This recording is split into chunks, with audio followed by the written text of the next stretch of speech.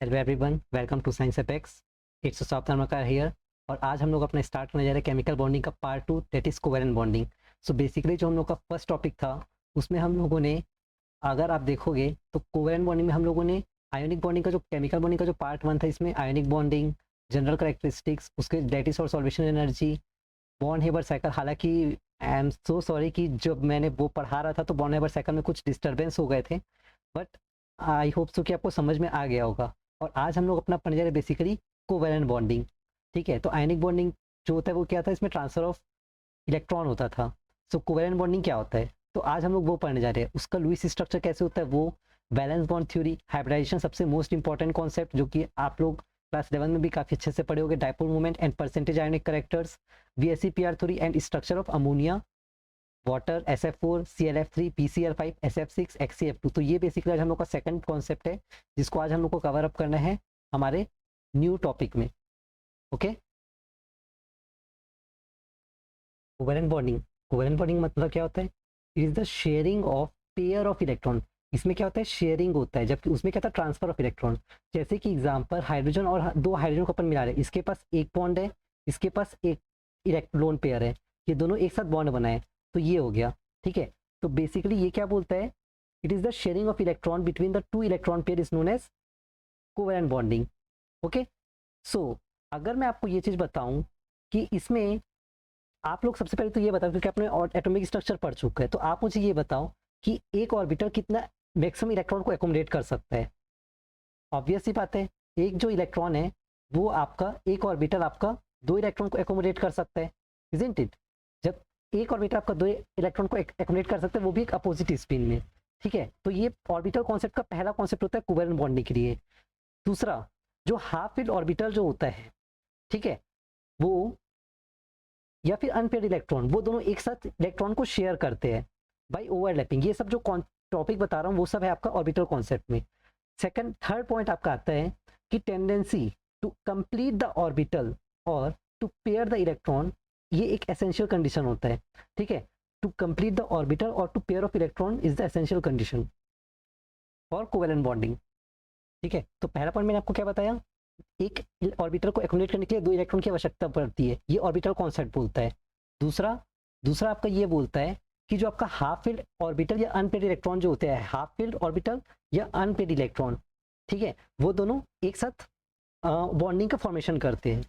ठीक है, third point, to complete the orbital in order have to have a tendency, ताकि वो, उनका टेंडेंसी भी तो होना चाहिए ना कि वो ऑर्बिटल को एक साथ कंबाइन कर सके, तो ये इसका तीसरा कंडीशन होता है। फिर इसमें कोवेलेंट बॉन्ड, तो नाम से समझना, कोवेलेंट में आपका कोवेलेंसी एक वर्ड है। तो कोवेलेंसी का मतलब क्या होता है, कोवेलेंसी का बेसिकली मतलब होता है नंबर ऑफ कोवेलेंट बॉन्ड। ठीक है, कितना नंबर ऑफ कोवेलेंट बॉन्ड होना चाहिए जिससे कि जो एटम जो है वो एक साथ जुड़ के मॉलिक्यूल का फॉर्मेशन कर सके। It is the number of covalent bond which an atom make two atom combine to make a molecule. ये क्लियर हो गया आपका। और कोवेलेंट बॉन्डिंग फॉर्म करने के लिए जो आपका कोवेलेंसी होता है वो डिफरेंट डिफरेंट हो सकता है। ठीक है, जैसे कि नाइट्रोजन, तो नाइट्रोजन का अगर मैं आपको बात करूं तो नाइट्रोजन थर्ड पेयर से बिलोंग करता है, तो इसका कोवेलेंसी 3 हुआ। फॉस्फोरस, फॉस्फोरस का कोवेलेंसी, क्योंकि वो थर्ड पेयर में ही आता है, तो इसका भी कितना हो जाएगा, कोवेलेंसी 3। लेकिन ये एक्सटेंड भी कर सकता है। द रीजन इज, क्योंकि नाइट्रोजन जो है वो बेसिकली 3s, मतलब उसमें कोई बीच में डी ऑर्बिटल नहीं आता, तो नाइट्रोजन का कोवेलेंसी मैक्सिमम 3 हो जाएगा। जबकि जो फॉस्फोरस है वहां पर 3s2 3p3 होता है। ठीक है, लेकिन वो अपना एक्साइटेड स्टेट में एक्सटेंड कर सकता है। कहने का मतलब ये है, अगर मैं नाइट्रोजन के बारे में बात करता हूँ तो नाइट्रोजन का क्या होता है, 3s2 3p1। ठीक है, फॉस्फोरस का भले ही 3s2 3p3 होता है। ठीक है, लेकिन क्योंकि नाइट्रोजन के नीचे यहाँ पर फॉस्फोरस आता है, और जब आप पेरियोडिक टेबल देखोगे तो इस तरफ आपका डी ब्लॉक एलिमेंट आता है, तो ये एक्साइटेड स्टेट में ये एस पी का 3 हो गया। इसके अलावा ये डी में भी एक्साइट कर सकता है, तो इसका जो है 1 2 3 4 इस तरीके से आता है। तो ये जो एस है वो इधर भी आ सकता है, तो फॉस्फोरस का कोवेलेंसी यहाँ पर 5 भी हो सकता है। यहाँ पर इतना वो नहीं है, बस ये बेसिक सा कॉन्सेप्ट है कि कोवेलेंसी जो होता है वो कैसे एक्सटेंड करता है। कोवेलेंसी मतलब समझ में आ गया। और इसीलिए अब इसका कोवेलेंसी 5 है, इसीलिए बाय शेयरिंग ऑफ इलेक्ट्रॉन ये PCl3 PCl5 ये सब का फॉर्मेशन कर सकता है। आप कभी भी ये नहीं देखोगे कि NCl3 तक देखोगे, आप NCl5 कभी देखे हो? नहीं, वो एग्जिस्ट ही नहीं करता। द रीजन इज क्योंकि नाइट्रोजन का जो मैक्सिमम कोवेलेंसी जो होता है वो कितना होता है? ओ, आपको दिख नहीं रहा होगा, ठीक है। नाइट्रोजन का जो मैक्सिमम कोवेलेंसी जो होता है NCl3, ठीक है, मैंने ये लिखा था NCl3। फिर आपका आता है NCl5। तो NCl5 का जो मैक्सिमम कोवेलेंसी है वो आपका कितना होता है? 5 होता है, ठीक है। तो यहाँ पर क्या होता है, सॉरी, यहाँ पर मैक्सिमम कोवेलेंसी 3 होता है नाइट्रोजन का। तो इसीलिए आप कभी भी NCl5 को एग्जिस्ट करते हुए नहीं देखोगे, जबकि PCl5 एग्जिस्ट करता है। क्यों?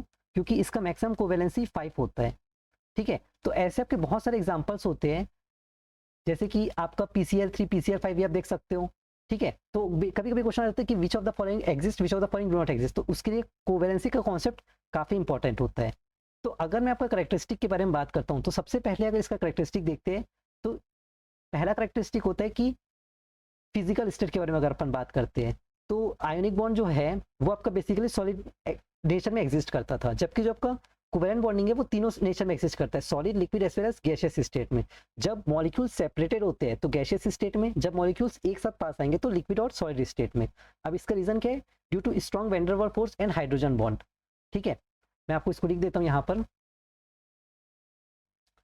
सबसे पहला इसका characteristic of covalent bonding,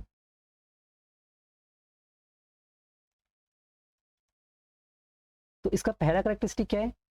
physical nature के अगर अपन देखते हैं फिजिकल नेचर, तो फिजिकल नेचर में ये जो है वो सॉलिड, लिक्विड और गैसियस नेचर में एग्जिस्ट करता है। इसका रीजन कोई पूछेगा तो due to van der Waals interaction, ठीक है। वैन डेर वाल्स इंटरेक्शन होता है और हाइड्रोजन बॉन्डिंग इसमें इन्वॉल्व होता है। क्लियर है? ये कोवेलेंट बॉन्डिंग का पहला करेक्टरिस्टिक हो गया। दूसरा करेक्टरिस्टिक, कोवेलेंट जो होता है वो सॉलिड या मॉलिक्यूलर सॉलिड।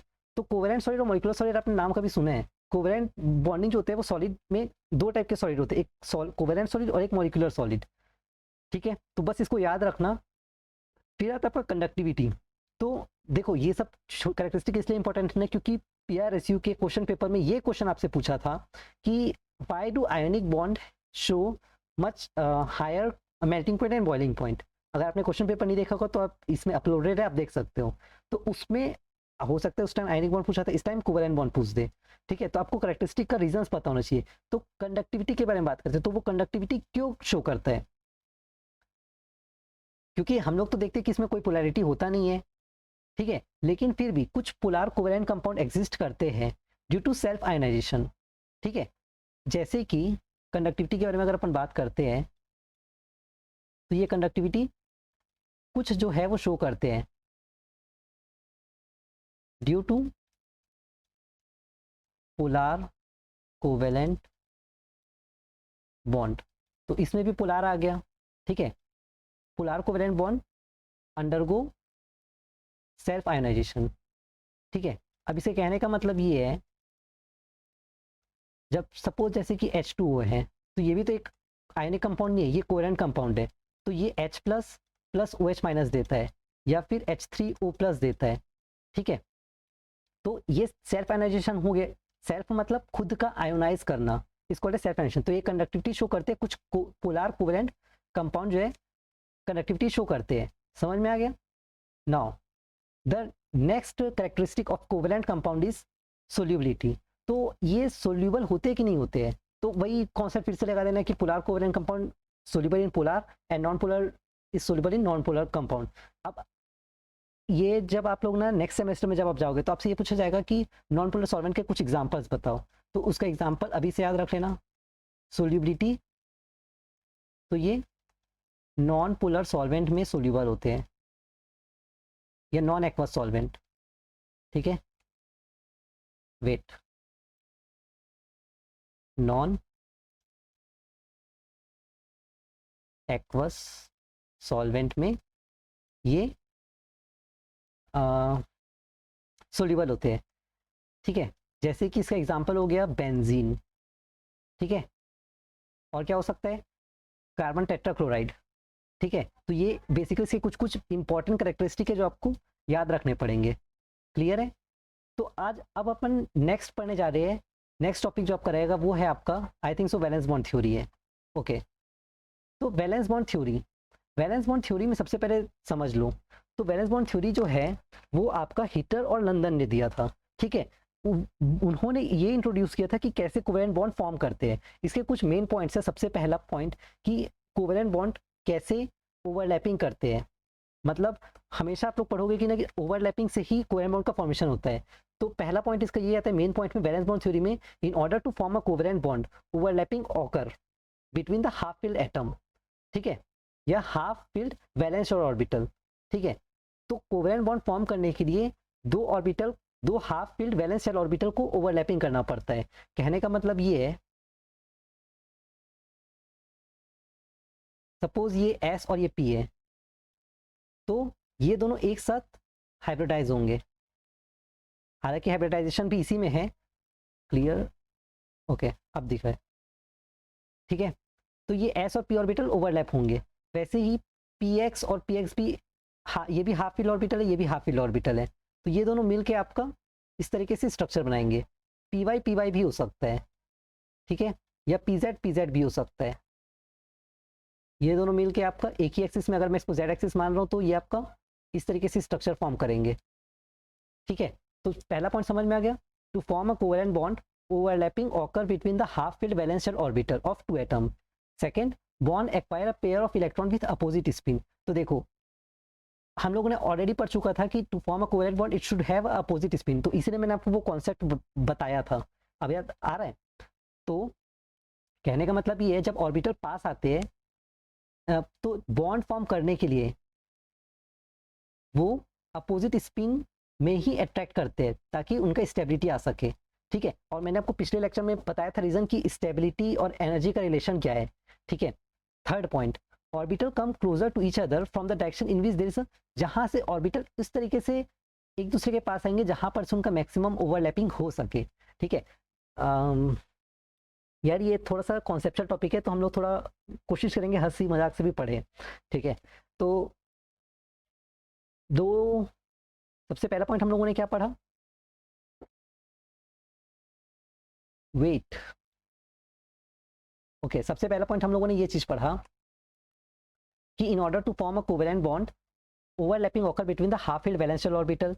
सेकंड, बॉन्ड जो है वो अपोजिट स्पिन से अट्रैक्ट होते हैं। थर्ड, जहां पर जब ऑर्बिटल एक दूसरे के पास आते हैं तो जहां पर से उनका बॉन्डिंग सबसे ज्यादा फॉर्म हो सकता है वहां पर से वो मैक्सिमम ओवरलैपिंग करते हैं। थर्ड, ये डायरेक्शनल करेक्टर शो करते हैं। Fourth, strength of covalent bonding is directly proportional to extent of overlapping, ये भी इंपॉर्टेंट है। स्ट्रेंथ ऑफ कोवेलेंट बॉन्डिंग जो है वो एक्सटेंट ऑफ ओवरलैपिंग पे आपका डिपेंड करता है, क्लियर है। फिर अब एक्सटेंट ऑफ ओवरलैपिंग जो आपका दो फैक्टर पे डिपेंड करता है, एक है नेचर ऑफ ऑर्बिटल और एक है नेचर ऑफ ओवरलैपिंग, ठीक है। क्योंकि हम लोगों ने यही पढ़ा ना, extent of overlapping is directly proportional to what we have learned, directly proportional to strength of covalent bond, okay। देखो भाई, एक्सटेंट ऑफ ओवरलैपिंग किस पे डिपेंड करता है, स्ट्रेंथ। तो अगर आपको कोई बोलता है एक्सटेंट मतलब, पहले समझो एक्सटेंट मतलब हद तक, कितने हद तक वो ओवरलैपिंग कर सकता है, ठीक है। तो कितने हद तक ओवरलैपिंग कर सकता है वो डिपेंड करता है उसके ऑर्बिटल का नेचर कैसा है और उसका ओवरलैपिंग का नेचर कैसा है, ठीक है। ऑर्बिटल का नेचर कैसा है मतलब पी डी और एफ, तो ये जो है वो डायरेक्शनल ऑर्बिटल होते हैं। एक दो टाइप के ऑर्बिटल होते हैं, एक होते हैं डायरेक्शनल ऑर्बिटल और एक होते हैं मतलब जिस ऑर्बिटल की डायरेक्शन होती है उसको बोलते हैं डायरेक्शनल ऑर्बिटल। एक है नॉन डायरेक्शनल। अब नॉन डायरेक्शनल में देखो एस ऑर्बिटल का शेप कैसे होता है, स्फेरिकल होता है।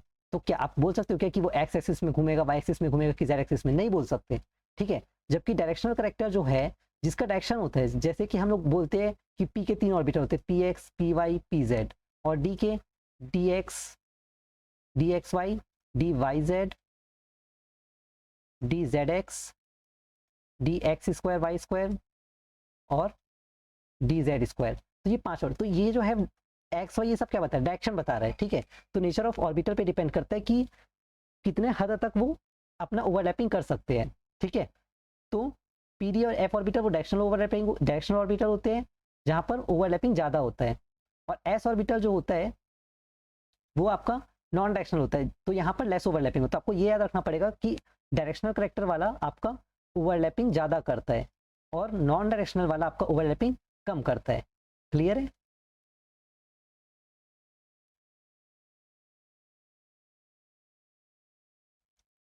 8। ये चीज आपको क्लियर हो गया। Now the next thing is order of strength of coaxial bonding. तो ये भी आपका इंपॉर्टेंट हो जाता है, order of strength of coaxial overlapping. तो इसको आपको याद रखना पड़ेगा कि जो पीपी ऑर्बिटल वाला जो होता है, ठीक है, जो पीपी ऑर्बिटल वाला जो होता है वो आपका एक्सियल ओवरलैपिंग ज्यादा होकर शो करते देन एसपी देन एसएस, ठीक है। तो वैलेंस बॉन्ड थ्योरी में बेसिकली अपने को पढ़ना क्या पड़ा था कि कोवेलेंट बॉन्डिंग कैसे फॉर्म होते हैं, तो ओवरलैपिंग पे डिपेंड करता है बेसिकली। इसका मेन कॉन्सेप्ट यही है कि वो ओवरलैपिंग पे डिपेंड करता है। तो ओवरलैपिंग के कुछ कुछ पॉइंट्स आपको पता होना चाहिए, जैसे कि हम लोगों ने ऑलरेडी पढ़ चुका है कि half filled to form a covalent bond overlapping occur between the half filled orbital bond acquire in order to acquire a bond a pair of electron with opposite spin get involved then covalent bonding का directional character show करता है, ठीक है। तो हम लोगों ने already पढ़ चुका है कि एक्सटेंट ऑफ ओवरलैपिंग दो फैक्टर पे डिपेंड करते हैं, ये सब चीजें। फिर नेचर ऑफ ओवरलैपिंग, तो इसके दो टाइप के नेचर होते हैं, एक होता है कोएक्सियल ओवरलैपिंग और एक होता है कोलैटरल ओवरलैपिंग, ओके। तो आपको ये सब चीजें अब आपको समझ में आ गई होगी। और हाँ देखो, अभी हम लोगों ने क्या पढ़ा कि जैसे जैसे एन का वैल्यू इंक्रीज होता है, एन का वैल्यू मतलब अगर 1s है तो उसका बॉन्ड स्ट्रेंथ डिक्रीज होता रहता है, ठीक है। तो ये पॉइंट भी आप लोग याद रख सकते हो, जैसे जैसे एन का वैल्यू ये सब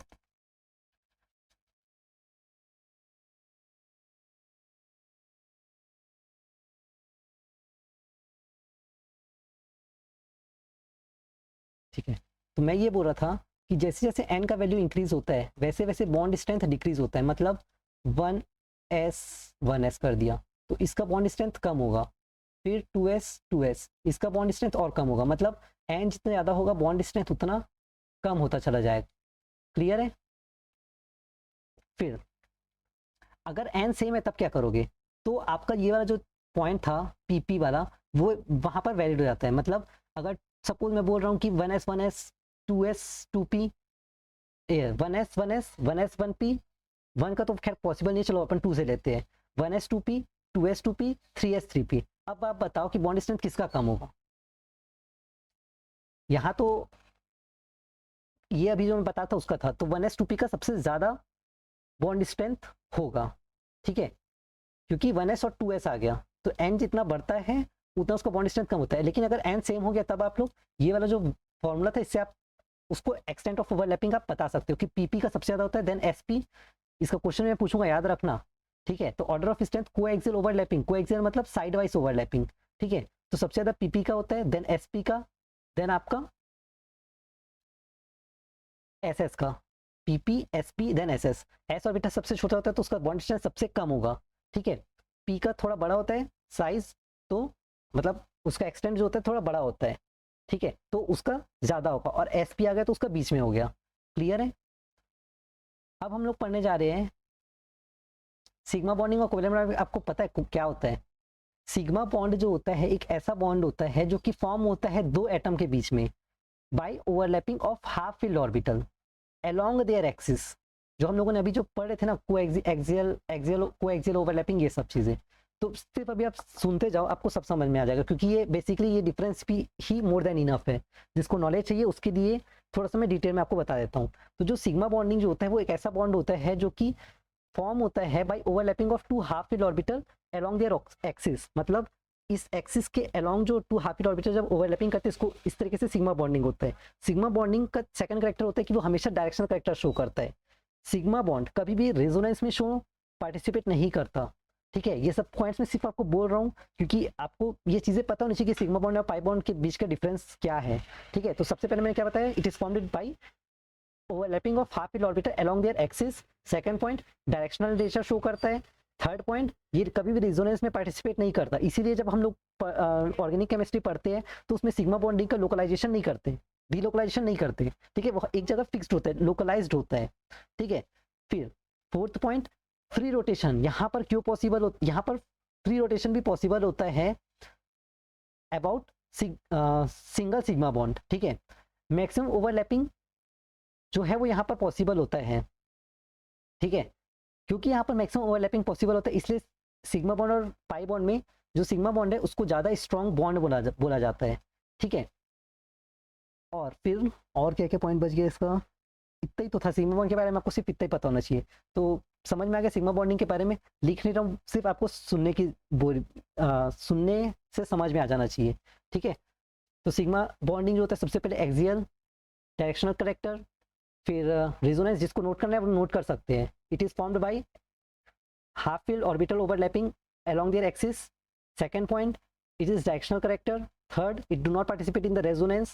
Fourth, free rotation is possible about a sigma bond. Fifth, maximum overlapping जो होता है वो पॉसिबल होता है, इसलिए यहाँ पर स्ट्रॉन्ग बॉन्ड फॉर्म करता है, ठीक है। और सिर्फ एक ही सिग्मा बॉन्ड हो सकता है बिटवीन द टू एटम। तो सिग्मा बॉन्ड जो है वो बेसिकली 4 टाइप ऑफ ओवरलैपिंग से फॉर्म होता है, एक एसएस, एक एसपी, और जब दो हाइब्रिड ऑर्बिटल मिलते हैं जैसे कि sp2 sp3 ये सब, ठीक है। और पीपी ओवरलैपिंग को अपन कोएक्सियल ओवरलैपिंग बोलते हैं, क्लियर है। तो सिग्मा बॉन्डिंग कैसे कैसे पॉसिबल हो सकता है, तो आपको ये चीज़ भले पता होना चाहिए, इसको भले आप नोट डाउन कर सकते हो। एसएस ओवरलैपिंग से, एसपी ओवरलैपिंग से, और एसपी के हाइब्रिडाइज्ड ऑर्बिटल से, मतलब एसपी sp2 sp3 2 3 4 ऐसे करके, ठीक है। और दूसरा पीपी कोएक्सियल ओवरलैपिंग, क्लियर है। देन पाई बॉन्ड जस्ट उसका पूरा अपोजिट है, क्लियर है। पाई बॉन्ड जो होता है वो कैसे फॉर्म होता है, पाई साइड वाइज ओवरलैपिंग जिसको अपन बोलते हैं, उसमें क्या था अलोंग देयर एक्सिस था, इसमें क्या है बाय साइड वाइज ओवरलैपिंग। फिर लेटरल ओवरलैपिंग जो होता है वो पार्शियल भी हो सकता है फिर फुल्ली भी हो सकता है। फ्री रोटेशन उसमें क्या पॉसिबल था, हाँ इसमें नहीं है। उसमें क्या रेजोनेंस पे पार्टिसिपेट करता था, उसमें नहीं करता था, इसमें करेगा, ठीक है। वो डायरेक्शनल नेचर शो करता था, ये लेस डायरेक्शनल है। तो बस यहीं से आप लोग इसका डिफरेंस एक बार अब आप लोग पढ़ सकते हो, ठीक है। तो it is found by axial overlapping, it involve SSSP, ये मैंने आपको बता दिया। PP वाला को कोएक्सियल ओवरलैपिंग बोलते हैं। ये extent of overlapping more strong होता है, फ्री रोटेशन पॉसिबल होता है। हाइब्रिडाइज्ड अनहाइब्रिडाइज्ड ऑर्बिटल जो होते हैं वो सिग्मा बॉन्ड फॉर्म करते हैं, ये इंडिपेंडेंटली एग्जिस्ट कर सकते हैं। ये जो इंडिपेंडेंटली एग्जिस्ट नहीं करते, फिर ये साइड बाय साइड ओवरलैपिंग से होता है, इसमें p ऑर्बिटल इन्वॉल्व होते हैं बेसिकली, क्लियर है। एक्सटेंट ऑफ ओवरलैपिंग यहाँ कम होता है, फ्री रोटेशन यहाँ पॉसिबल नहीं है। बस इतने ही पॉइंट्स है। आई होप सो आपको वैलेंस बॉन्ड थ्योरी काफ़ी क्लियर हो गया है। मैंने कितना मिनट दिया इसको कवर कराने के लिए, 22 मिनट। एंड आई थिंक आपको सब कुछ अब वैलेंस बॉन्ड थ्योरी के बारे में सब कुछ क्लियर हो गया है। जितने भी पॉइंट आपको रिक्वायरमेंट था वैलेंस बॉन्ड थ्योरी होता क्या है, उसके क्या क्या कोवैलेंसी के क्या क्या कंडीशंस होते हैं, फिर उसमें बॉन्डिंग कैसे फॉर्म होता है, बॉन्डिंग में जो सिग्मा बॉन्ड और पाई बॉन्ड था उसका क्या रोल है, उन सब के बारे में हम लोगों ने ऑलरेडी अच्छे से कवर अप कर चुका है, ठीक है। Now the next thing we have to do is dipole moment. Okay, so dipole moment से पहले आई थिंक सो मुझे VSEPR थ्योरी सब बता देना चाहिए, बट आप लोग थोड़ा इसको स्किप भी कर सकते हो क्योंकि डायपोल मोमेंट इतना ज़रूरी होता नहीं है, बट फिर भी अब आप लोग एक बार समझ सकते हो, क्लियर है। मैं इसको ज़्यादा इसमें लिख लिख के नहीं बताऊंगा, जितना काम का सिर्फ उतना ही बताऊंगा, ठीक है। तो सबसे पहले डायपोल मोमेंट जो होता है वो पोलैरिटी ऑफ अ बॉन्ड को डिटरमाइन करने के, जैसे कि हम लोगों ने पढ़ा था कि आयनिक बॉन्ड में भी कुछ कोवैलेंट कैरेक्टर प्रेजेंट होते हैं, तो उसको कैसे आइडेंटिफाई करते हैं, थ्रू फेजांस रूल। वैसे ही कोवैलेंट बॉन्ड में अगर आयनिक नेचर है कि नहीं है उसको डिटरमाइन करने के लिए डायपोल मोमेंट का कॉन्सेप्ट यूज किया जाता है, ठीक है। तो it measure overall polarity of a bond molecule, ठीक है। दूसरा ये एक्सटेंट ऑफ पोलैरिटी कितना है उसको इंट्रोड्यूस करने के लिए पॉलिंग ने इसको इंट्रोड्यूस किया था। ये अब आप सभी ने पास आउट किया है 12th क्लास, तो आप लोगों ने पढ़ा होगा डायपोल मोमेंट का फॉर्मूला क्या होता है, चार्ज इनटू डिस्टेंस, ठीक है। तो डायपोल मोमेंट जो है वो चार्ज और उनके बीच में कितना डिस्टेंस है उस पर डिपेंड करता है। फिर ये एक वेक्टर क्वांटिटी है, और हाँ 11th वाले जो है तो इसका फॉर्मूला आप लोग याद कर लीजिएगा क्योंकि आपका 11th में 12th में भी काम आएगा, ओके। तो डायपोल मोमेंट का फॉर्मूला होता है चार्ज इनटू डिस्टेंस, ये हमेशा नेगेटिव से पॉजिटिव पोलैरिटी की तरफ जाता है, इसलिए ये जो है इसको एक वेक्टर क्वांटिटी माना गया है। डायरेक्शन जो है वो अपन एरो से रिप्रेजेंट करते हैं, जैसे कि मैंने आपको ऑलरेडी बताया है, from positive to negative element, okay. Positive से नेगेटिव एलिमेंट की तरफ इसको अपन डायरेक्शन को शो करवाते हैं, क्लियर है। फिर इसमें बहुत सारे पॉइंट्स हैं, बट चलो हम लोग अब सिर्फ कॉन्सेप्ट को सब फटाफट समझते हैं, ओके। तो पहला कॉन्सेप्ट अपना ये है, जैसे कि अगर मैं बोल रहा हूँ ऑक्सीजन और कार्बन, तो ऑक्सीजन और कार्बन में इलेक्ट्रोनेगेटिव एलिमेंट किसका ज़्यादा होता है, क्योंकि ये बेसिकली पूरा इलेक्ट्रोनेगेटिविटी पे ही बेस्ड होता है, ठीक है। तो इलेक्ट्रोनेगेटिविटी जो होता है ऑक्सीजन का ज़्यादा होता है। और हाँ, इसको ट्रिक को याद रख लेना, FON।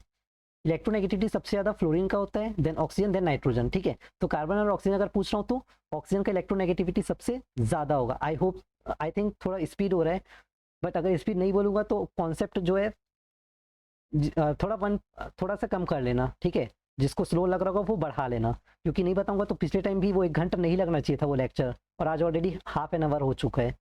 ठीक है, फिर अब सपोज जैसे कि सी डबल बॉन्ड ओ है, तो यहाँ पर जो है वो पोलैरिटी कैसे जाएगा, ये पार्शियल नेगेटिव है, ये भी पार्शियल नेगेटिव वाला एलिमेंट हो गया, तो ये पॉजिटिव से नेगेटिव एलिमेंट तरफ जाता है। ठीक है, तो ये जो है एक दूसरे को काट रहे हैं, तो इसका डायपोल मोमेंट क्या हो गया, न्यू नॉट इक्विवेलेंट टू 0। तो ये पोलार बॉन्ड हो, पोलार बॉन्ड है। ठीक है, लेकिन नॉन पोलर मॉलिक्यूल है, भले ही ये पोलार बॉन्ड है, लेकिन न्यू जो है यहाँ पर 0 आ गया है। मैं यहाँ गलत लिख दिया हूँ, न्यू यहाँ पर 0 है। ठीक है, अगर न्यू 0 है तो वो नॉन पोलर हो गया। एक कॉन्सेप्ट याद रखना, न्यू नॉट इक्विवेलेंट टू 0 होता है तो पोलर होता है, और जब न्यू आपका 0 के बराबर होगा तो जो है वो आपका नॉन पोलर मॉलिक्यूल होगा। पहला कॉन्सेप्ट तो आपको ये पता होना चाहिए। दूसरा कॉन्सेप्ट, न्यू जो है वो डायरेक्टली प्रोपोर्शनल टू इलेक्ट्रोनेगेटिविटी पे डिपेंड करता है। ठीक है, अब मैं आपको एक केस देता हूँ HCl। तो HCl में अब आप बताओ, अब आपको ये पता है हाइड्रोजन पार्शियल पॉजिटिव होता है, क्लोरीन पार्शियल नेगेटिव होता है, तो पॉजिटिव से नेगेटिव की तरफ ये भागेगा। तो यहाँ पर ये इनके बीच का जो बॉन्ड है वो भी पोलार बॉन्ड है, और मॉलिक्यूल कोई पूछेगा तो ये भी पोलार मॉलिक्यूल है। अब ये मॉलिक्यूल पोलार क्यों हुआ, क्योंकि यहाँ पर देखो ये इस तरफ काट रहा था, ये इस तरफ, तो ये अपोजिट हो गया ना, तो ओवरऑल 180 डिग्री हो गया, तो एक दूसरे को कैंसिल आउट कर दिए, तो इसलिए ये नॉन पोलर मॉलिक्यूल था, भले ही इनका जो बॉन्ड है वो पोलर है। ठीक है, और HCl में क्या हुआ था, ये बॉन्ड भी पोलर है और मॉलिक्यूल भी पोलर है। समझ में आ गया। अब मैं आपको कुछ कुछ केसेस देता हूँ।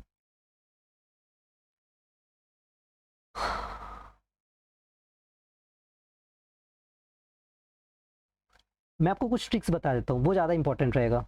हालांकि ये सब आप लोग के काम का नहीं है, बट फिर भी एक बार सुन लेना, क्योंकि ये जो लेक्चर है वो 11th क्लास के लिए भी है। तो AB2L0, एल, ये ए और बी जो है दो एलिमेंट है अलग अलग, जैसे कि HCl2, हालांकि Cl2 ऐसा होता नहीं, बट आप मान सकते हो। ठीक है, और यहाँ पर जब लोन पेयर एक भी नहीं है, वहाँ से लेके जो आपका होता है AB7L0 तक का। ठीक है, ये और AB2L3 से ले और AB4L2, तो ये दोनों जो मॉलिक्यूल होते हैं, तो इसमें न्यू जो है वो हमेशा 0 आता है, मतलब पोलार होता है, sorry non polar. Mu equal to 0 आ रहा है ना, तो non polar, mu equal to 0 non polar. ये बताया हूँ ना अभी भाई, न्यू नॉट इक्वलेंट टू 0 ये क्या हुआ, polar molecule, mu not equivalent to 0 polar, तो यहाँ पर न्यू 0 आ रहा है तो ये नॉन पोलर हो गया।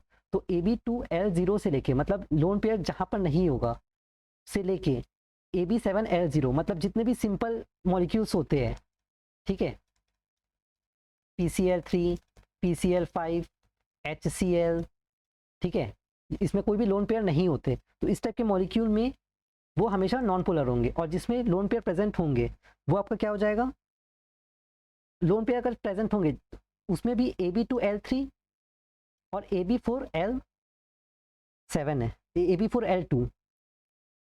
तो ये आपको याद रखना पड़ेगा, इसका कोई ट्रिक नहीं है, क्योंकि यही सबसे बड़ा ट्रिक है। अगर आपको पहचानना है तो नॉन पोलर में या तो 3 लोन पेयर होंगे विथ 2 एलिमेंट, या तो 2 लोन पेयर होंगे विथ 4 एलिमेंट। ठीक है, अब इसका एग्जांपल में आपको बता, इसका कहने का मतलब ये है, जैसे कि सपोज ये AB2 है, ठीक है, तो यहाँ पर आपका लोन पेयर होगा, यहाँ पर आपका लोन पेयर होगा, यहाँ पर भी आपका लोन पेयर होगा, तो इस टाइप का मॉलिक्यूल जो है वो आपका नॉन पोलर हो जाएगा। और AB4L2 में इस तरीके का स्ट्रक्चर, ये बी बी बी बी, यहाँ पर आपका लोन पेयर, यहाँ पर आपका लोन पेयर, तो ये दोनों जो स्ट्रक्चर है वो आपके क्या हो जाएंगे, पोलर वाले। क्लियर है।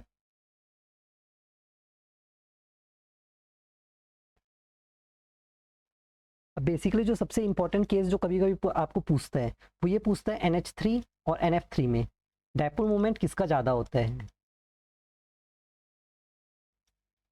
ठीक है, डायपोल मोमेंट को न्यू से डिनोट करते हैं, तो आपको इसका स्ट्रक्चर बनाना। अब आप देखोगे तो ये तो AB3 है, ये भी AB3 है, लेकिन ये याद रखो कि ये सिंपल, इसमें कोई भी लोन पेयर का चांसेस है कि नहीं है। NH3 में लोन पेयर होता है कि नहीं होता है? लोन पेयर तो दोनों में होता है। तो अब आप लोग यहाँ पर कैसे डिटरमाइन करोगे? नाइट्रोजन, हाइड्रोजन, हाइड्रोजन, हाइड्रोजन, यहाँ पर भी आपका लोन पेयर है। और NF3 में तो देखो यहाँ पर F आ गया ना बेटा, तो F जो है मैंने आपको बताया था कि F का इलेक्ट्रोनेगेटिव एलिमेंट ज़्यादा होता है, ठीक है। तो ये पार्शियल नेगेटिव ज़्यादा है और ये पार्शियल पॉजिटिव है। इस केस में क्या था, हाइड्रोजन जो है वो पार्शियल पॉजिटिव है, नाइट्रोजन जो है पार्शियल नेगेटिव। तो यहाँ पर पार्शियल पॉजिटिव से नेगेटिव की तरफ जा रहा है, ठीक है। NH3 में क्या हो रहा है, पॉजिटिव से नेगेटिव की तरफ जा रहा है, मतलब हाइड्रोजन से नाइट्रोजन की तरफ जा रहा है, तीनों एलिमेंट। तो ये तीनों एक पूरा जो नेट रिजल्टेंट है वो ऊपर चला जाएगा। जबकि यहाँ पर क्या हो रहा है,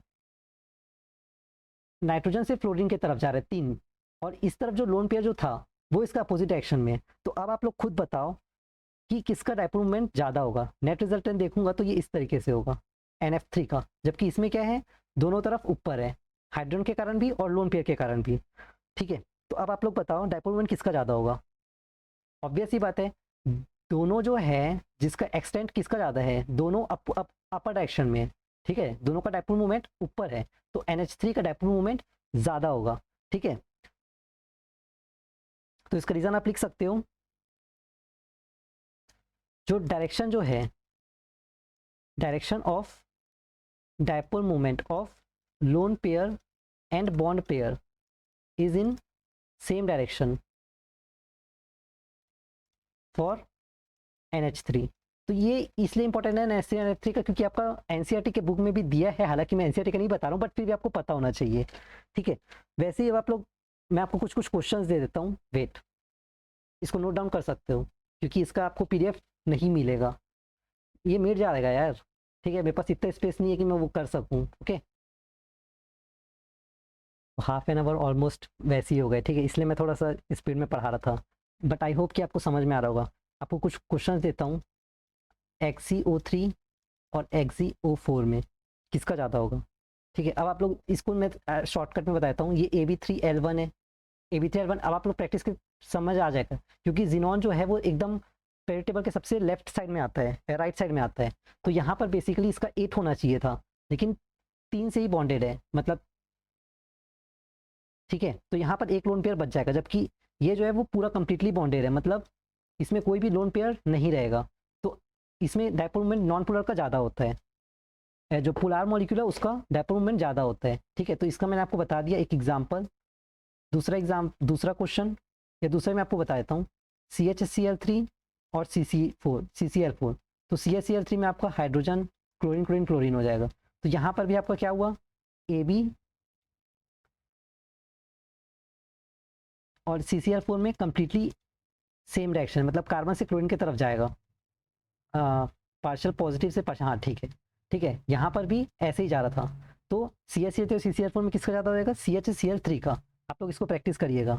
नेक्स्ट PCl3 और PCl5 में अब आप लोग बताओगे, क्लियर है, PCl3 PCl5 और SF4 और SiCl4 में, ठीक है। तो ये दोनों क्वेश्चन आपका होमवर्क होगा। वैसे मैं इसका आंसर बता देता हूँ, छोड़ो करके देखना, वैसे भी आजकल गूगल तो कर ही लेते हैं, ठीक है।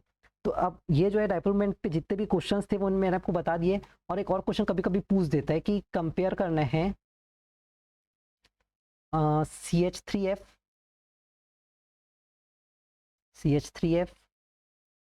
CH3Cl, ये MCQ में भी आता है ना, CH3Br।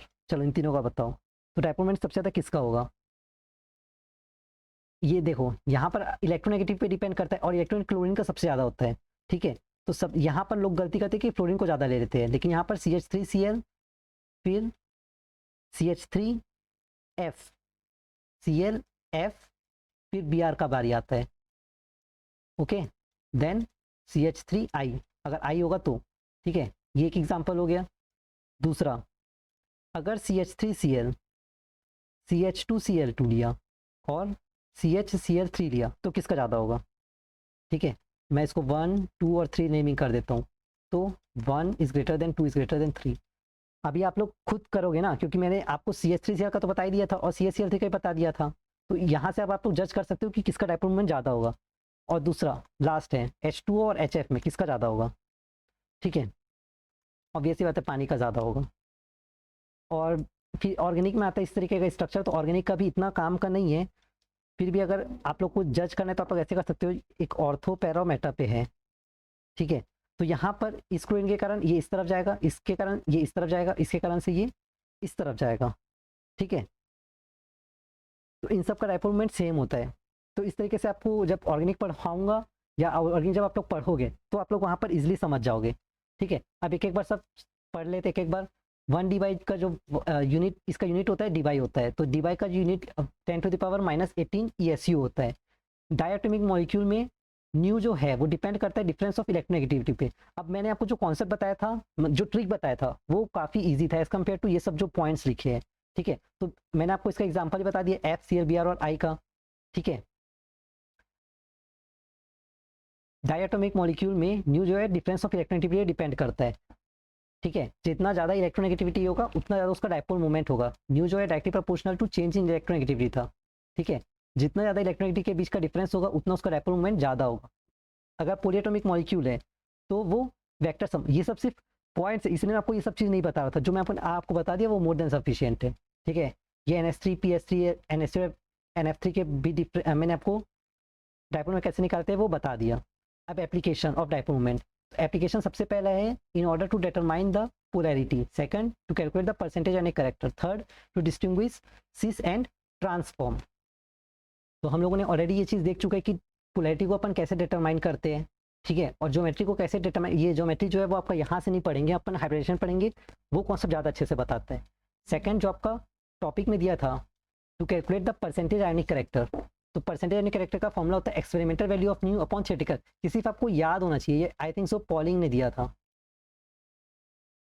ठीक है। और टू डिस्टिंग्विश सिस और ट्रांसफॉर्म, तो ये तो आपका केमिस्ट्री में पता चलेगा। तो ये कुछ एप्लीकेशंस है जो आप लोग समझ सकते हैं, क्लियर है।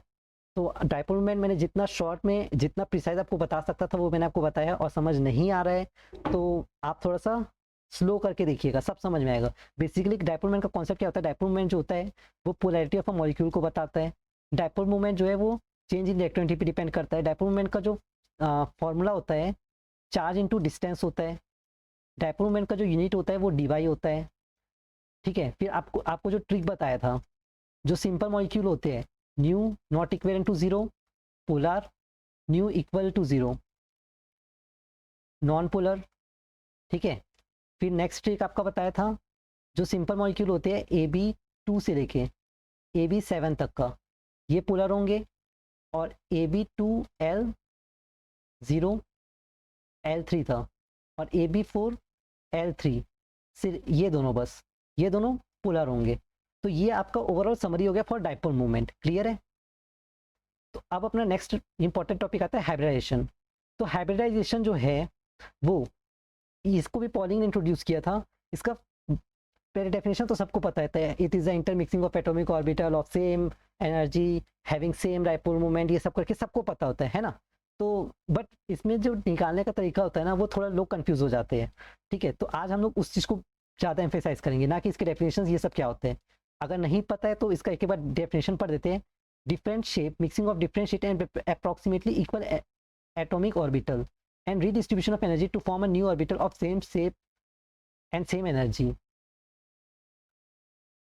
and the phenomena is called as hybridization, ठीक है। तो ये बेसिकली एनसीईआरटी में काफी अच्छे से दिया है। Hybridisation is the intermixing of atomic orbital having same energy same shape to form a new orbital is called as hybridisation. ये आपका एनसीईआरटी में इस तरीके से दिया है जो मैंने आपको अभी प्रोनाउंस किया है, क्लियर है।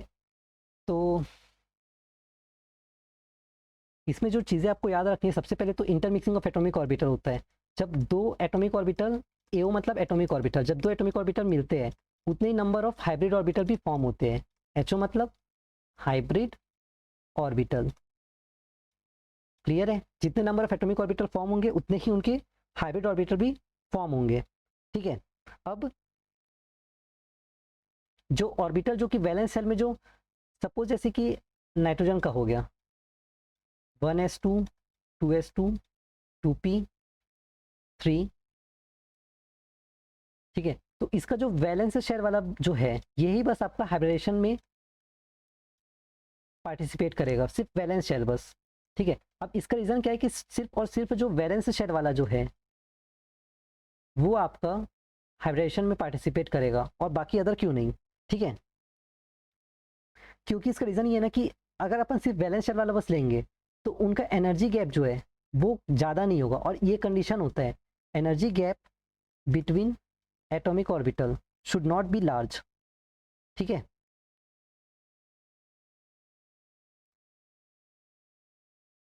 तो ये इसका रीज़न हो गया। क्लियर है? अब इसके कुछ कुछ करेक्टरिस्टिक्स भी है, पहले उसको एक एक बार देख लेते हैं फिर अपन पूरा समझ लेंगे। ठीक है, क्योंकि उस एक बार कॉन्सेप्ट में अगर अपन फ्लो में आ गए फिर उसको पीछे पलट के नहीं देखेंगे ना। हाइब्रिडेशन का मतलब क्या होता है? It is the mixing of orbital and not, इसका इसमें सिर्फ ऑर्बिटल का मिक्सिंग होता है ना कि इलेक्ट्रॉन का मिक्सिंग होता है। ठीक है, जो हाइब्रिड ऑर्बिटल जो होते हैं वो इक्विवेलेंट टू होते हैं नंबर ऑफ एटॉमिक ऑर्बिटल की, ये भी हम लोगों ने पढ़ लिया है। नंबर ऑफ हाइब्रिड ऑर्बिटल जो सेंट्रल एटम पे होते हैं is equal to number of S bond plus lone pair of electron. तो ये इंपॉर्टेंट है, ये हम लोग कॉन्सेप्ट इसको अपन पढ़ेंगे। ठीक है, तो पहले सिग्मा बॉन्ड फॉर्म होता है, देन पाई बॉन्ड। ठीक है, हाइब्रिड ऑर्बिटल जो है उसको अपन डिफ्रेंशिएट कर सकते हैं sp2 sp3, और हम लोग इसके आगे पढ़ेंगे रिपल्शन बिटवीन लोन पेयर। हाँ, ये पॉइंट भी इंपॉर्टेंट है, रिपल्शन सबसे ज़्यादा किसका होता है? लोन पेयर, और लोन पेयर का रिपल्शन सबसे ज़्यादा होता है। ठीक है, एज कम्पेयर टू जो लोन पेयर और बॉन्ड पेयर है, और बॉन्ड पेयर का सबसे कम रिपल्शन होता है। ठीक है, अब डायरेक्शनल प्रॉपर्टी जो होता है वो हाइब्रिड ऑर्बिटल का ज़्यादा होता है देन एटॉमिक ऑर्बिटल। तो ये भी इंपॉर्टेंट पॉइंट है, डायरेक्शनल प्रॉपर्टी सबसे ज़्यादा किसका होता है? हाइब्रिड ऑर्बिटल का, जो ऑलरेडी मिक्स हो चुके हैं। इसीलिए जो हाइब्रिड ऑर्बिटल जो होते हैं वो स्ट्रॉन्ग सिग्मा बॉन्ड फॉर्म करते हैं। क्लियर है? तो अगर मैं आपको इसका वो बताऊं स्ट्रेंथ के बारे में, डायरेक्शनल प्रॉपर्टी, तो डायरेक्शनल प्रॉपर्टी सबसे ज़्यादा sp3d का होता है, क्योंकि d का एक्सटेंट ऑफ ओवरलैपिंग ज़्यादा होता है देन sp3d2। sp3d सबसे कम होता है ये, क्योंकि इसमें s जो है वो सब s और p दोनों 50-50% है। ठीक है, तो डायरेक्शनल प्रॉपर्टी में सबसे ज़्यादा जितना ये sp3d3 होगा वो। ठीक है, तो जितना percentage of s P character कम होगा उतना एक्सटेंट ऑफ ओवरलैपिंग जो है वो डायरेक्शनल प्रॉपर्टी वो ज़्यादा होगा।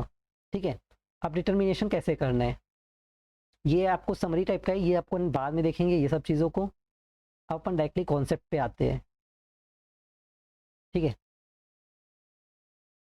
मैंने यहाँ पर आई थिंक सो डिटरमिन कैसे डिटरमाइन करते हैं उसका भी एक फॉर्मूला लिखा था।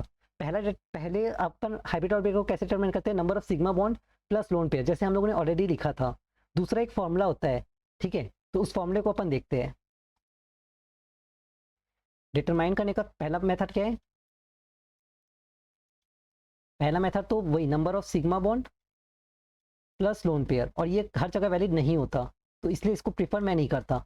जो सेकंड जो फॉर्मूला है उसको मैं ज़्यादा प्रीफर करता हूँ। इसको आप लोग एक बार याद रख लो, सफिशियंट है। Half of v plus M minus C plus A.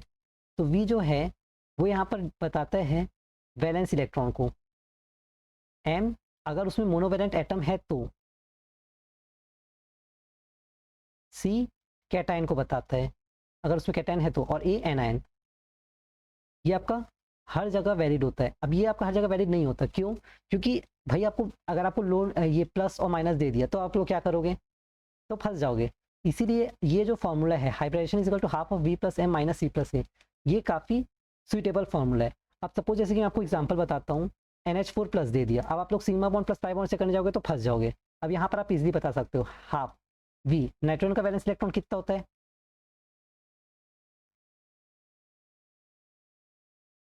Nitrogen का कितना होता है भाई? 7, टोटल 7 होते हैं, तो 7 में कितने वैलेंस इलेक्ट्रॉन हुए? 5। गुड। ठीक है, तो इसके वैलेंस इलेक्ट्रॉन 5 होते हैं। 2 और 5 करोगे ना यार, देखो उसको 1s2 से मत करना, इसको जो अपन ऑक्टेट रूल वाला जो करते थे ना बचपन में, जो पते थे 2,5 2,3 उस टाइप से करना। तो वैलेंस शेल में कितने इलेक्ट्रॉन हो गए? 5 इलेक्ट्रॉन। तो यहाँ पर लिख देंगे 5 इलेक्ट्रॉन। मोनोवैलेंट, हाइड्रोजन एक मोनोवैलेंट एटम है, और टोटल कितने? 4 है, तो 4 माइनस सी, कैटायन कितने? 1 है, तो -1, एनायन नहीं है तो 0। तो इसका फॉर्मूला क्या आ गया? Half of 5 plus 4 minus 1, 6 7 8 9, 9 minus 1 8, 8 आया, मतलब 8/2 इज इक्वल टू 4, और 4 आया मतलब sp3। ठीक है, एस का 1 और 3, तो 3 + 1 4। ठीक है, अभी सिर्फ वाइब्रेशन निकालना कैसे है वो समझो, उसका शेप वगैरह तो आप लोग ऑटोमेटिकली कर लोगे। ठीक है, आप लोग यहाँ से ये भी बता सकते हो, अगर ये sp3 है और NH4+ है, तो 4 और 3 है, तो यहाँ पर लोन पेयर होगा कि नहीं होगा, तो आप लोग यहाँ से इजिली डिटरमाइन कर सकते हो। मैं आपको नेक्स्ट एग्जाम्पल अपन लेते हैं SF4 का। तो SF4 में भी सबसे पहले हाइब्रिडेशन सल्फर ऑक्सीजन वाले एलिमेंट का ग्रुप नंबर 16 में आता है, तो 16 का कितना होता है 286। ठीक है, तो 6 आ गया। ऑक्सीजन, सल्फर, सेलेनियम, टेलीलियम, ये सब का आपका कितना हो जाएगा वैलेंस इलेक्ट्रॉन 6। तो यहाँ पर आपका कितना हो जाएगा, half of valence electron 6 plus monovalent 4 है, 4 है ना, ये माइनस V+M, यहाँ पर माइनस लिखना था, माइनस कैटायन नहीं है, एनआयन भी नहीं है, 0। तो कितना हो गया 6 + 4 10/2 मतलब 5। तो यहाँ पर आपका कितना आ गया sp3d 3 4 5। ठीक है, SO4 2-, यहाँ पर आपको हाइड्रेशन बताओ, हाफ ऑफ सल्फर आया फिर से, तो वैलेंस इलेक्ट्रॉन कितना हो गया 6 प्लस मोनोवैलेंट नहीं है। ठीक है, ऑक्सीजन एक मोनोवैलेंट नहीं है, हाइड्रोजन, फ्लोरीन, ये सब आपको मोनोवैलेंट एटम होते हैं। ऑक्सीजन की में तो 2 आता है ना, ऑक्सीजन का चार्ज कितना होता है -2, तो ये 0 हो गया। माइनस कैटाइन नहीं है, एनायन 2 है, तो 6 + 2 8, 8/2 4, 4 में sp3। तो अब आप लोग को क्लियर हो गया सब, बहुत ईजी है यार, समझ में आ गया ना, हाइब्रिडेशन इस तरीके से निकालते हैं। हाँ, तो हाइब्रिडेशन अब निकालते कैसे वो तो समझ में आ गया। अब अपन इसको एक्चुअली हाइब्रिडेशन में तो अपन मैम लोग ऐसे बनाते हैं डब्बा डब्बा डब्बा, तो अपन उस चीज़ को सीखते हैं। ठीक है, तो सबसे पहले ओके, अगर S और P, SP का मेरे को बनाना है तो कैसे बनेगा, S का स्फेरिकल होता है, P का कैसे होता है, इस तरीके से स्ट्रक्चर। तो S का 1 डिब्बा हो गया, P का 3 डब्बा होता है, तो इसका ओवरऑल ये थोड़ा सा इस तरीके से बनता है। ठीक है, तो इसमें सिर्फ 2 ही, ये S का एक ही इन्वॉल्व है, P का सिर्फ एक ही इन्वॉल्व है, PX। ठीक है, तो SP बना। ठीक है, अगर SP2 बोल रहा हूँ, तो sp2 में कैसे बनेगा, एक S प्लस 2 P का, एक PX एक्सिस मान लिया, एक PY एक्सिस मान लिया, इसको मैं ऐसे बनाता हूँ, ये PZ बना। ठीक है, तो इसमें आपका सिर्फ ये 2 ऑर्बिटल इन्वॉल्व होगा, तो ओवरऑल ये कैसे बनेगा इसका स्ट्रक्चर,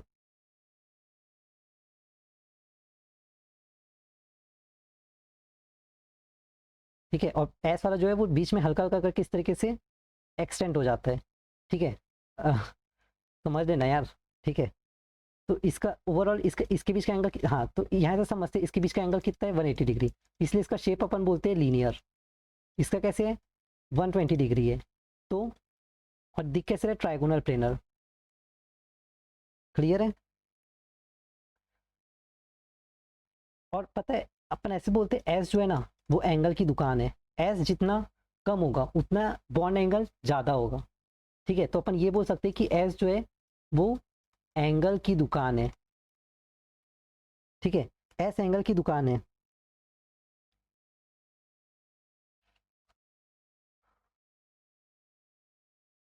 कहने का मतलब ये है, ओए ओए ओए ओके, सही है।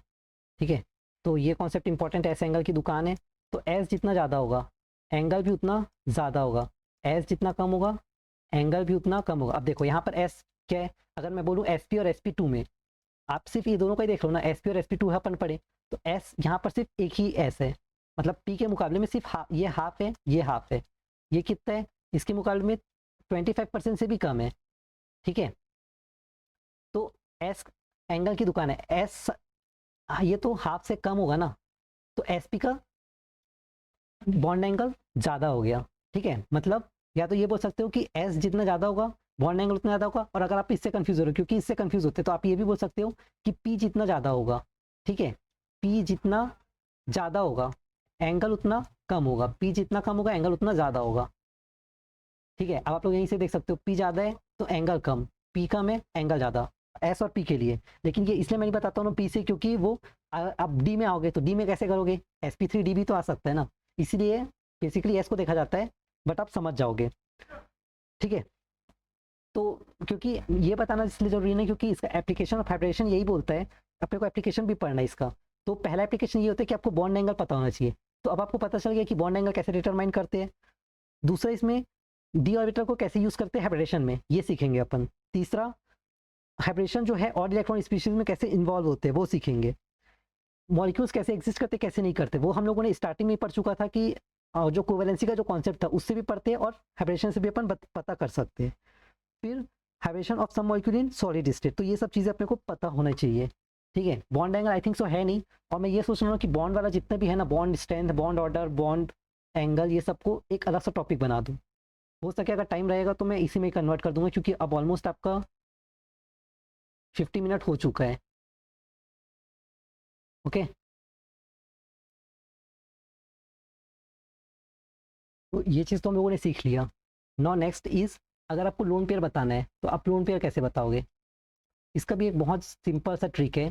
सबसे पहले आप ये मान सकते हो कि number of lone pair is equal to non bonded electron जो होते हैं उसको पूरा काउंट कर लो, उसको डिवाइड बाई 2 कर लो, यहाँ से आपका एम आएगा। अब ये एम क्या है आपको पता चल जाएगा, फिर वहाँ से आपको आर। तो एम और आर का फॉर्मूला मैं आपको अभी बताऊंगा, पहले इसको नोट डाउन कर लो। अब सपोज जैसे कि एक एग्जांपल लेते हैं, सिंपल एग्जांपल से अपन स्टार्ट करते हैं। XeO2F2 अगर अपन ले रहे हैं, ठीक है, क्योंकि CH4 तो सबको पता होता है इस टाइप का। अगर इस टाइप का आएगा तो लोन पेयर कैसे पहचानोगे, XeO2F2। तो देखो यहाँ पर ऑक्सीजन और फ्लोरीन नॉन बॉन्डेड इलेक्ट्रॉन है, ठीक है। तो इसका अगर मेरे को लोन पेयर डिटरमाइन करना है तो सबसे पहले ऑक्सीजन का वैलेंस इलेक्ट्रॉन कितना होता है, 6। तो 6 × 2 प्लस फ्लोरीन का कितना होता है, 7। ठीक है, 7 × 2। क्लियर है। ये इसका थोड़ा सा यूनिक टाइप का क्वेश्चन है। यहाँ पर आपको जिनॉन का भी लेना पड़ेगा, 8 डिवाइडेड बाई 2 करोगे तो इसका फॉर्म आता है 6 × 2 = 12, 12 + 14 26, 26 + 8 34, 34 डिवाइडेड बाई 2। तो ये आपका आ गया 34 डिवाइडेड बाई 8 करना यार, यहाँ पर 8 करना, सॉरी। ठीक है, 34 डिवाइडेड बाई 8। अब अगर 8 किए तो 8 से पूरा डिविजिबल नहीं होगा, जो सबसे पास वाला होगा, जैसे कि 8 5 8 2 16, 8 3 24। ओए क्या हो रहा है, 8 3 24, 8 4 32, तो 4 आ रहा है। 8 5 40 रहता तो 8 4, तो ये आपका एम हो गया। ठीक है, अब एम 4 है, आप आपका टोटल एलिमेंट कितना है, 2 + 2 4, और ये जिनॉन का 5, तो 5 - 4 1, तो ये आपका आर हो गया। ठीक है, तो आप इसको क्या बोलोगे, AB2 या AB4L1। आया समझ। दूसरा एग्जांपल लेते हैं अपन, दूसरे में समझ में आ जाएगा। SF6, SF6 में नॉन बॉन्डेड इलेक्ट्रॉन सिर्फ फ्लोरीन है, और फ्लोरीन का वैलेंस इलेक्ट्रॉन कितना होता है, 7। तो 7 6 42, 42 डिवाइडेड बाई 8, तो 42/8 करोगे तो कितना आएगा, 8 5 45 तक। सॉरी, यहाँ पर सल्फर का यहाँ पर नॉन बॉन्डेड इलेक्ट्रॉन सल्फर का सबका लेना है। यहाँ पर आपका जिनॉन का 8 हो गया था, ऑक्सीजन का 6 होता है यार, शिट मिट गया। 6 × 2 और फ्लोरीन का 7 × 2, तो आपका 34/8। वैसे ही सल्फर का 6 आ गया, फ्लोरीन का 7 हो गया, 6 एलिमेंट है तो 6। ठीक है, तो 8 5 यहाँ पर आप जब आप लोग प्लस करोगे तो 48, तो 48 डिवाइडेड बाई 8 करोगे तो कितना आएगा, 8 5 46 आ गया, एग्जैक्ट 6 आ गया, और टोटल एलिमेंट भी कितने हैं, 6 है। तो लोन पेयर 0 हो गया, तो इसको आप लिख सकते हो AB6। ठीक है, तो इसका हाइब्रिडेशन आप लोग उस मेथड से निकाल सकते हो, sp3d2। क्लियर है। कुछ एग्जाम्पल, और एक थोड़ा सा यूनिक वाला जो है वो थोड़ा ये वाला है, I3-। Let me insert an image. No no no no no no no no, कहाँ गया, चलो यहीं पर काम चला लेते हैं।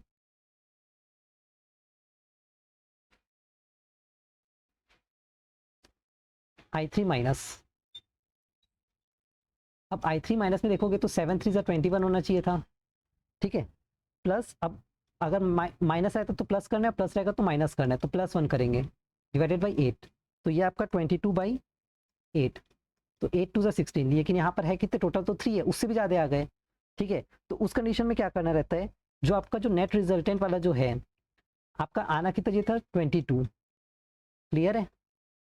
माइनस 8 इंटू 2 करोगे यहाँ पर, 22 माइनस 16 अपॉन 2, तो यहाँ पर आपका 3। मतलब ये थोड़ा सा डिफरेंट है इसलिए अलग लग रहा है, बट आप समझोगे तो बहुत ईजी है ये। ठीक है, तो लोन पेयर निकालने का बस एक मेथड मैंने आपको बताया कि number of non bonded electron divided by 8 कर देना। क्लियर है? तो ये आपका एक मेथड हो गया लोन पेयर को डिटरमाइन कैसे करते हैं। तो हम लोगों ने एप्लीकेशन में अपन ये देख चुके कि उसका डायपोल बॉन्ड एंगल कैसे डिटरमाइन करते हैं, हाइब्रेशन निकालना कैसे होता है, लोन पेयर कैसे निकालना है, ये 3 चीज़ हम लोगों ने हाइब्रेशन के बेसिस पे कर लिया है। ओके, तो हाइब्रेशन से रिलेटेड जितना जो मेन टॉपिक्स कंटेंट जो था वो मैं आपको बता दिया हूँ, और मैं आपको ऑलरेडी बोल चुका हूँ जो बॉन्ड एंगल एक्चुअली में कैसे निकालते हैं वो मैं एक अलग सा टॉपिक बनाऊंगा। ठीक है, फॉर क्लास 11 और BSc और तो इट्स मोर देन सफिशिएंट। ठीक है, तो बस इसको याद रखना, अगर AB2 रहेगा और अगर बॉन्ड पेयर अगर आपका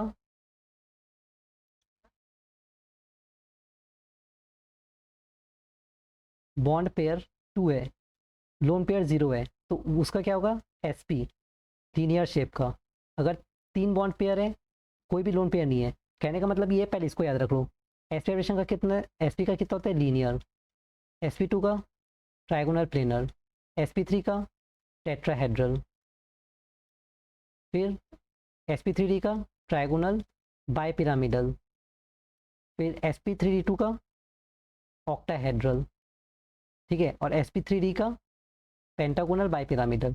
अब देखो मैं इसका हर एक का स्ट्रक्चर बनाने लग जाऊंगा तो बहुत टाइम लग जाएगा। ठीक है, तो आप लोग बुक से देख सकते हो, क्योंकि ये थोड़ा सा कॉन्साइज्ड वे में, एकदम से पूरा डिटेल में नहीं है। ठीक है, तो मोर देन सफिशिएंट है, आप लोग इसमें से आप एक एक बार देख लीजिएगा। फिर ये भी आपका हो चुका है। लोन पे अगर 1 रहेंगे तो सबसे पहले इक्वेटोरियल को भरा जाता है, और अगर 2 लोन पे रहेंगे तो सबसे पहले एक्सियल को। ठीक है, कहने का मतलब ये है, अगर सिर्फ एक ही लोन पेयर है, सपोज जैसे कि AB2L1 है, तो सबसे पहले AB2 को इस तरीके से भरेंगे, और ये वाला जो पार्ट होता है ना, इसको अपन इक्वेटोरियल बोलते हैं, तो लोन पेयर इस तरफ भराएगा। और अगर 2 हुए, सपोज जैसे कि मैं बोल रहा हूँ AB3L2, तो AB3L2 में आपका ये इधर तो एलिमेंट हो गए, इसको बोलते हैं अपन एक्सियल लाइन, मतलब जैसे पंखा हो गया। ठीक है, तो पंखा में जो ये वाला जो पॉइंट है, इसको अपन एक्चुअल में बोलना चाहिए इक्वेटोरियल, तो सॉरी, इसको अपन एक्सियल बोलना चाहिए, लेकिन ये इक्वेटोरियल होता है। और ये वाला जो पॉइंट है, इसको अपन बोलते हैं एक्सियल लाइन, और ये वाला जो पॉइंट है, जो 3 डंडे वाले होते हैं, उसको अपन बोलते हैं इक्वेटोरियल लाइन। तो सबसे पहले अगर एक ही लोन पे रहेंगे तो इक्वेटोरियल को भरना है, 2 लोन पे रहेंगे तो पहले एक्सियल को भरना होता है। ठीक है,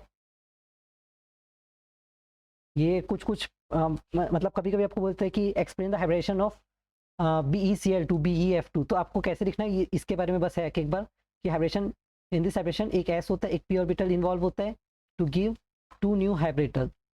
ठीक है, to give 2 new hybrid orbital which are equivalent in shape and size known as sp hybridise. मतलब एक S और एक p का इन्वॉल्वमेंट होता है, वो एक दूसरे से मिलते हैं, एक न्यू हाइब्रिड ऑर्बिटल का फॉर्मेशन करते हैं, जिसके कारण से sp हाइब्रिड ऑर्बिटल फॉर्म होता है। ठीक है, ये दोनों स्ट्रेट लाइन में फॉर्म होते हैं, इसका बॉन्ड एंगल 90 डिग्री होता है, S करेक्टर इसमें 50% होता है। फिर आप लोग इसका स्ट्रक्चर बना सकते हो यहाँ पर।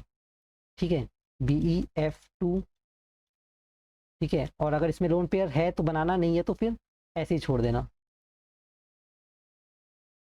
क्लियर है? तो ये मेरा काम नहीं था एक्चुअली में, बट फिर भी मैं आपको, ताकि आपको लिखना कैसे वो पता हो, इसलिए मैंने आपको यहाँ पर लिखवा दिया है, और 2-3 एग्जाम्पल और डाला हूँ मैं, आई थिंक सो। ये SP2 का भी एक ठोक डाल दिया हूँ, कैसे लिखना है आप लोग देख सकते हो पूरा क्लियरली। ठीक है, इसमें SP2 अगर बोलेगा तो एक S ऑर्बिटल 2 p ऑर्बिटल जो होते हैं मिक्स होते हैं टू फॉर्म 3 न्यू SP2। 3 बोल रहे हैं ना, तो ये इंपॉर्टेंट है, 3, एक S और 2 p ऑर्बिटल इन्वॉल्व होते हैं, तो 3 SP3 orbit 3 SP2 habit orbital form हो रहे हैं। इसके स्ट्रक्चर बना दिए, इसका बॉन्ड एंगल लिख दिए, मोर देन इनफ। ठीक है, और ट्राइगोनल प्लेनर स्ट्रक्चर होता है। ठीक है, बोरॉन जो है एक्सेप्ट करते हैं 3 इलेक्ट्रॉन, ये इतना लिखने की ज़रूरत नहीं है, इसका आप करेक्टर लिख सकते हो। तो परसेंट करेक्टर कैसे निकालते हैं वो आपको पता होगा। तो टाइपलेस हाइब्रेशन ये सब भी आपका हो गया है। VSEPR theory, I think so ये 1 आवर का लेक्चर मोर देन सफिशिएंट है। मैं VSEPR थ्योरी और MOT थ्योरी, या तो VSEPR थ्योरी को अभी करवा दूँ कि कैसे करूँ, क्योंकि 10-15 मिनट बस लगेगा, उससे ज़्यादा नहीं लगेगा। अगर आपको थक गए हो तो फिर आप लोग बाद में देख सकते हो, क्योंकि आई नो कि ये टॉपिक थोड़ा सा ज़्यादा टाइम टेकिंग है, मतलब कॉन्सेप्चुअल टॉपिक है, ठीक है, बट मैं अभी करवा देता हूँ क्योंकि मैं बार बार अलग से लेक्चर नहीं बनाना चाहता, ठीक है। तो BSEPR3 जो होता है इसका डेफिनेशन आप यहीं से देखो, valence share electron pair repulsion theory, नाम से समझ, वैलेंस शेल का जो इलेक्ट्रॉन पेयर जो होते हैं, वैलेंस शेल में जो इलेक्ट्रॉन के जो पेयर है वो एक दूसरे को कैसे रिपेयर करते हैं, उस थ्योरी के बारे में बात करता है ये बेसिकली, ठीक है। तो हम लोग को ये चीज़ पता है, हम लोगों ने ऑलरेडी स्टार्टिंग में ये चीज़ देख चुका है कि जो लोन पेयर का रिपल्शन सबसे ज़्यादा होता है, फिर लोन पेयर बॉन्ड पेयर का, फिर बॉन्ड पेयर का सबसे लीस्ट होता है, ठीक है। तो molecule which having the tendency to acquire a geometrical shape, अब वो एक्चुअल में एक दूसरे को रिपल्शन करते क्यों है ना भाई। अगर आपका किसी से कोई अच्छा कनेक्शन नहीं है, किसी से वाइब मैच नहीं हो रहा, तो आप उससे दूर क्यों जाओगे, क्योंकि आप अपना स्टेबिलिटी देखना चाहते हो, ठीक है, आप अपने स्टेबल पोजीशन पे जाना चाहते हो। तो ये चीज़ यहाँ पे वही चीज़ होता है इलेक्ट्रॉन के बीच में, जो वैलेंस शेल पे जो इलेक्ट्रॉन पेयर होते हैं वो एक दूसरे को इस तरीके से इसलिए रिपल्शन करते हैं ताकि वो स्टेबलाइज हो सके, ठीक है। तो वैलेंस शेल थ्योरी जो है वो बेसिकली आपका कुछ पॉइंट्स बोलते हैं, जैसे कि if central atom possess only bonded pair, ठीक है, अगर central atom bonded pair show करता है, सेंट्रल एटम जो है उसमें बॉन्डेड पेयर इलेक्ट्रॉन है अलॉन्ग विद आइडेंटिकल एटम, मतलब कहने का मतलब ये है, जैसे ये बोरॉन ये क्या है, सेंट्रल एटम है, और फ्लोरीन ये तीनों सेम है, सिमिलर एटम है। तो इस कंडीशन में क्या होता है, तो शेप जो है इस कंडीशन में सिमिलर हो जाता है अकॉर्डिंग टू सिल्विक रूल, ठीक है। जैसे कि BF3 का 120 डिग्री होता है, CH4 का 190 डिग्री 20, ये सब आपको याद रखना पड़ेगा, ठीक है। लीनियर ट्राइगोनल टेट्राहेड्रल वाला जो था उधर आपको याद रखना पड़ेगा, ठीक है। तो पहला BSEPR थ्योरी में पहला एग्जांपल क्या है, अगर सेंट्रल एटम्स जो है वो सराउंडेड है सिमिलर एटम से, तो उसका शेप जो है वो सिमेट्रिकल होगा, ठीक है। दूसरा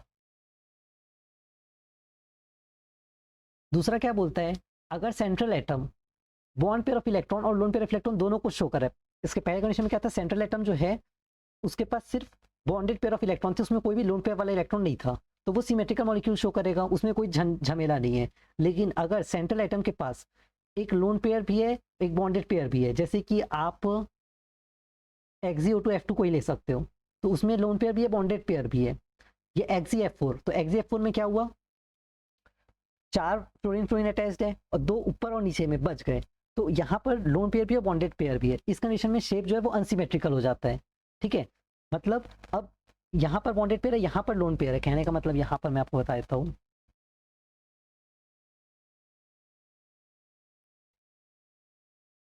इसका मतलब जैसे कि XeF4 है, तो Xe ये इधर और ये इधर हो गया, तो ये वाला जो लाइन है वो तो खाली हो गया ना भाई, यहाँ पर तो खाली है, तो लोन पेयर ये बॉन्डेड पेयर है और ये क्या है, लोन पेयर वाला है।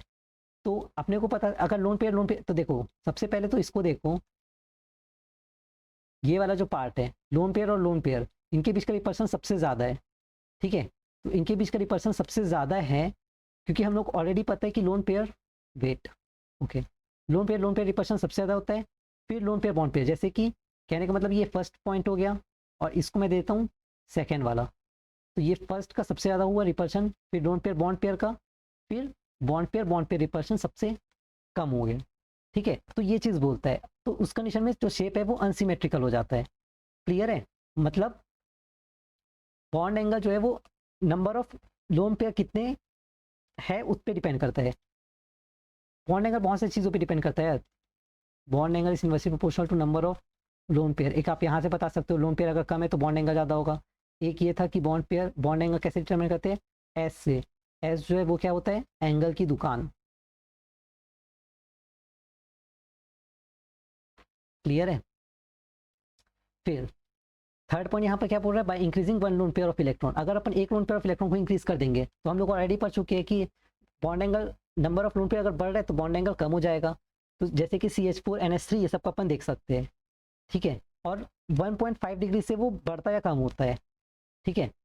सो आई होप सो कि आपको ये कुछ सब चीज़ें समझ में आ गया होगा, और इससे ज़्यादा कुछ नहीं है, BSEPR3 वही सब है, मॉलिक्यूलर ऑर्बिटर अपन नेक्स्ट टॉपिक में करेंगे। सो बेसिकली आज हम लोगों ने क्या क्या देखा, आज हम लोगों ने कवर किया अपना टॉपिक जो अपने को कवर करना था, कोवेलेंट बॉन्डिंग होते क्या है। तो कोवेलेंट बॉन्डिंग का मतलब होता है, covalent bond is the bond formed by sharing of electron, ठीक है। तो कोवेलेंट बॉन्ड क्या होता है, it is the bond formed by sharing of electron. फिर हम लोगों ने देखा डायपोल मोमेंट कैसे निकालते हैं, डायपोल मोमेंट जो है पोलैरिटी से निकालते हैं, इसका यूनिट क्या होता है, डी होता है, इसका फॉर्मूला होता है चार्ज इनटू डिस्टेंस, ये जो है वो चेंज इन इलेक्ट्रोनेगेटिविटी पे डिपेंड करता है। फिर ए बी और कैसे निकालते हैं, mu not equal to zero polar, mu mu equal to zero non polar, ठीक है। और कौन से पोलर होंगे, कौन से नॉन पोलर होंगे। अब यहाँ पर आपने को लोन पेयर पता करना है, तो लोन पेयर कैसे पता करते हैं, इसका भी फॉर्मूला हम लोगों ने पढ़ा। नॉन बॉन्डेड इलेक्ट्रॉन जो होते हैं डिवाइडेड बाई 8 करना होता है। एक एक्सेप्शन था I3 माइनस का, एक्सेप्शन नहीं बोल सकते बट वो थोड़ा अलग केस था, ठीक है। फिर हम लोगों ने हाइब्रिडाइजेशन देखा, ठीक है। हाइब्रिडेशन क्या होता है वो देखा, हाइब्रिडेशन के कुछ कुछ केसेस देखे, हाइब्रिडेशन का फॉर्मूला देखे, ठीक है। एप्लीकेशंस जो है वो आप लोग के सिलेबस में नहीं है, ठीक है, बट उसके 2-3 मैंने आपको ऑलरेडी बता चुका। एक जो बचा था वो ये था कि ऑड इलेक्ट्रॉन स्पीशीज जो होते हैं हाइब्रिडेशन का उसमें कैसे इम्पैक्ट पड़ता है, उस चीज़ों को भी अपने को देखना था, ठीक है। अगर आप लोग देखोगे तो मैं अभी बता दूंगा, उसमें कोई इश्यू नहीं है, ठीक है। वैसे काम का नहीं है, सो हम लोग क्योंकि शॉर्ट रखते हैं यहाँ पर, ठीक है। तो हम लोगों ने हाइब्रिडेशन को कंप्लीट किया। फिर हम लोगों ने देखा VSEPR थ्योरी। तो VSEPR थ्योरी जो है वो वैलेंस शेल का कैसे, जो वैलेंस शेल का जो इलेक्ट्रॉन पेयर है वो कैसे रिपल्शन करते हैं उसके बारे में देखा। तो आज का कंक्लूजन यही था, ठीक है। सो आई होप कि आपको समझ में आया होगा। Thank you very much, enjoy your day, ठीक है। होमवर्क जो दिया है उसको कंप्लीट कीजिए, जो डाउट होगा वो आप लोग इसमें से पूछ सकते हैं, ओके। बाय। और हाँ, उसके पहले शेयर करिएगा यार।